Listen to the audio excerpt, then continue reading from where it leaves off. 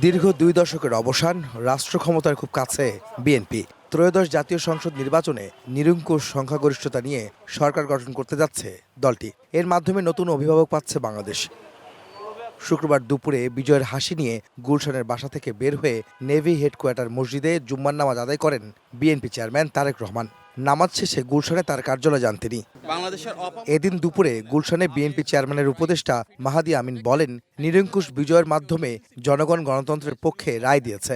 সবাইকে সঙ্গে নিয়ে আগামীর বাংলাদেশ গড়ে তোলার প্রত্যয় ব্যক্ত করেন তিনি। আমাদের নেতা জনাব তারেক রহমান ভবিষ্যতে একজন প্রধানমন্ত্রী হিসেবে তিনি বাংলাদেশের প্রতিটি মানুষের অধিকার এবং স্বাধীনতা নিশ্চিত করবেন, অবশ্যই নিশ্চিত করবেন রাষ্ট্রীয় মালিকানা, এবং আগামীর বিএনপি সরকার জনগণের সেই প্রত্যাশা প্রতিপালনের মাধ্যমে জবাবদিহিমূলক, স্বচ্ছ এবং জনবান্ধব সরকার ইনশাল্লাহ নিশ্চিত করবে।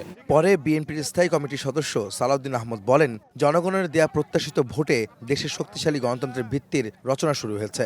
জানান, দেশের অর্থনৈতিক সমৃদ্ধি আর দুর্নীতি দমনে কাজ করবে বিএনপি। নতুন রিন গভীর থেকে পরিষ্কার করে কাপড়কে রাখে নতুনের মতো উজ্জ্বল। নতুন রিন অ্যাডভান্সড পাউডার। গণতন্ত্রের, শক্তিশালী গণতন্ত্রের ভিত্তি রচনা শুরু হয়েছে। গণতান্ত্রিক যাত্রা অব্যাহত থাকবে ইনশাআল্লাহ। 3টি জিনিসকে সবচেয়ে বেশি গুরুত্ব দিচ্ছি: আইনের শাসন প্রতিষ্ঠা, দেশের অর্থনৈতিক সমৃদ্ধি এবং দুর্নীতি নির্মূল করা। ভারতের সঙ্গে বিএনপির সম্পর্ক কেমন হবে এমন প্রশ্নের জবাবে সালাউদ্দিন আহমদ বলেন, শুধু প্রতিবেশীরাই নয়, সব দেশের সঙ্গেই সম্পর্ক হবে বন্ধুত্বপূর্ণ, ন্যায্যতা আর সমান অধিকারের ভিত্তিতে। ভারত থেকে শেখ হাসিনাকে বাংলাদেশে ফেরত পাঠানোর বিষয়েও কথা বলেন বিএনপির নেতা। We always press for her extradition according to law. This is in between Foreign Ministry of Bangladesh and Foreign Ministry of India. We also ask the government of India to please send her back for facing the trial in our country.